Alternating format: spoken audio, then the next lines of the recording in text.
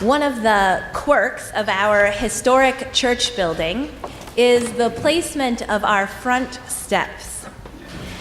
They do not, as you might expect, lead right up to the center of the building. Instead, they are situated somewhat to one side. Now, many of you know why this is. It's one of my favorite fun facts to share about our building. When this sanctuary was first built in 1827, those steps did in fact lead right up to the center of the building. However, in the 1920s, the people of the church decided they needed more space, and they wanted to build a parish house. There was some space for this new building, but not as much as they wanted. Our cemetery that surrounds us on three sides already existed, and no one wanted to displace the residents. So, the congregation decided that they would move the whole sanctuary about 15 feet to the right to make room for their new building. Now, I don't know exactly how they accomplished this in the 1920s, but I love our resident historian Bob Sampson's version of how it happened. According to Bob, one Sunday morning, everyone in the congregation took a spot around the perimeter of the building, and the minister said, 1, 2, 3, lift. Did I get that right? And together, they lifted the whole building and moved it to the location where it stands today. Now, there are two reasons why I love this story. First, because it seems like it would have been a really cool day to be the minister of the church. And second, because this story so beautifully embodies the concept of stewardship. Now, you might be thinking to yourself, I didn't hear anything in that story about money. How does this have anything to do with stewardship? The thing is, at its core, stewardship isn't about money. It's about resilience and relationship, and the way in which those two things overlap. When we talk about stewardship here, we often talk about sharing generously of your time, talents, and money. These are the ingredients that make stewardship happen. But the definition of stewardship is, as Jim shared with us, the job of taking care of something that has been entrusted to you. And so being a steward of this congregation is about taking care of this institution and its ability to live out our mission in the world. It's about making sure that we flourish as a congregation now and into the future. It's about making sure that the UU Church of Nashua can continue to be resilient and continue to touch lives. This is certainly what our forebears were doing when they picked up this building and moved it over. They saw a need for a new kind of space and they made it happen. And perhaps even more importantly, they made it happen together. Even if our resident historian has embellished the story a little, and they didn't actually all pick up the building, I'm sure they were all a part of creating the new space in some way, probably with their time, talents, and money.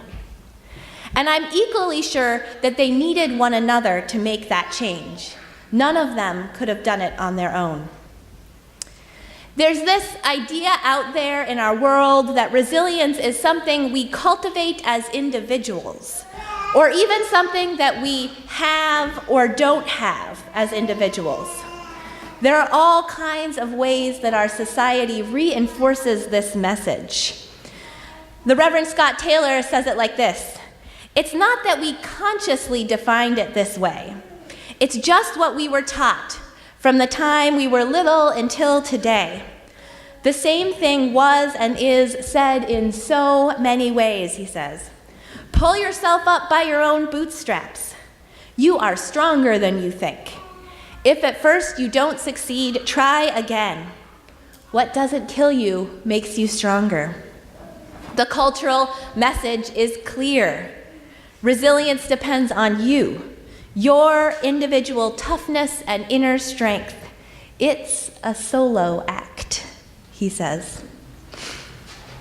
Now, like so many messages our culture sends, this one is problematic. That phrase, pull yourself up by your bootstraps, describes an act that is physically impossible. The original meaning of that phrase was about trying to do something that is totally absurd.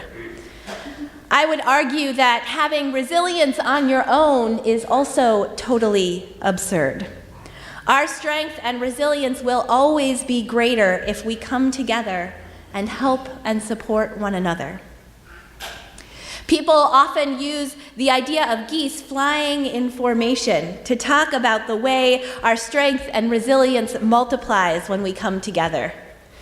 Probably most of you know that the reason geese fly in a V is that it allows them to take advantage of the uplift created by the bird flying right in front of them. The goose in the front doesn't get that help, but they're able to cycle to the back when they get tired, so they can rest and let someone else take the lead. It's kind of like nature's version of term limits. Now, what you may not know is that flying in this formation gives the geese a 71% greater flying range than if each goose were flying on their own. Now, just like those geese, when we come together with a common direction, we can get there so much faster. On our own, we may be able to be welcoming, to experience wonder, to cultivate generosity and courage, and to serve our world with love in action. But together, I think we can do at least 71% better. And I think we might even be able to one-up those geese. The thing is, we can only do this if we all pull our weight, if we are all in this together. If just one goose falls out of formation, it messes up the whole V. None of us, as individuals, can sustain this congregation on our own, nor can we do it if only half of us are pitching in. Just think about how disastrous it would have been if, when that minister back in the 1920s had said, "Lift," only half of the people had lifted. But together, all together, we've got a fighting chance of not only sustaining the good work of this congregation, but perhaps even living more deeply into our mission. So I did a little math this weekend, not about dollars, but about time. I got curious about how many hours it takes to make each of our Sunday morning services happen. And here's what I found out.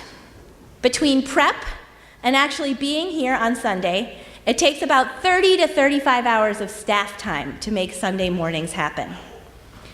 Now, any guesses about how much volunteer hour time it takes? A lot. Lori says a lot more. You're right. More than 3 times that number.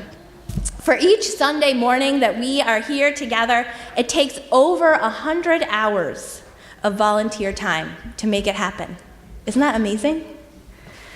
We've got our greeters and our fellowship hour hosts, our worship associates and faith formation teachers, our tech people and pastoral care associates, our rovers, and of course, our fabulous choir. All of this to make 1 hour a week happen. So when I say that we couldn't do it without you, I mean it. And you might be thinking now, wow, is it really worth all that just for Sunday mornings? Now, I would say yes. And I think you would too. I want you to think for a moment about what this congregation means to you. Think about the community that you've found here. Think about the ways that this congregation has helped you to grow. Think about the people who have supported you through the joys and sorrows that life brings. Think about what this church has given to your family.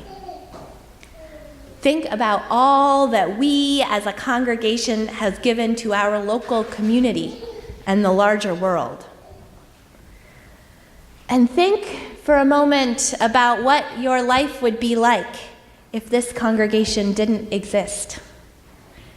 What would be missing from your life, from this community, from our world? And then we can ask again, is it worth it? I believe that this congregation and this faith is worth every minute and every dollar we can spare. And I hope you do too. Every minute you offer, every dollar you give is a statement of your commitment to this congregation and to its resilience. We couldn't make Sundays mornings happen without you, and we can't keep this church going without you. Resilience is not a solo project, and nor is stewardship. Both are rooted in relationship and in the constant renewal of relationship, the constant reassertion of our commitment to support this congregation, and the constant choice each of us make to remain a part of this beloved community. As Werner Herzog wrote in our Words for Reflection, we need to constantly renew our relationships to the houses we live in, to our friends, to our own bodies, all the time, every day. We need to constantly renew our relationships to this congregation, to its mission, and to its people. And this is why we ask each of you every year to consider what you can give of your financial gifts to support the congregation and to keep it resilient in the years to come. Filling out your pledge form each year is not the same as those other pieces of paperwork you do once a year, signing up your kids for camp or daycare, filling out all those health forms before your yearly physical, renewing your car registration, doing taxes. It's not just a transaction where you give a certain amount of money and you get a certain amount of services. Making a financial commitment each year to this congregation is more like a renewal of vows, or if it's your first time, making those vows for the very first time. It's a renewal of your relationship with this institution, with these people, and with our shared faith. It's a renewal of your commitment to our resilience. It's your way of saying that this church and our mission are worth it.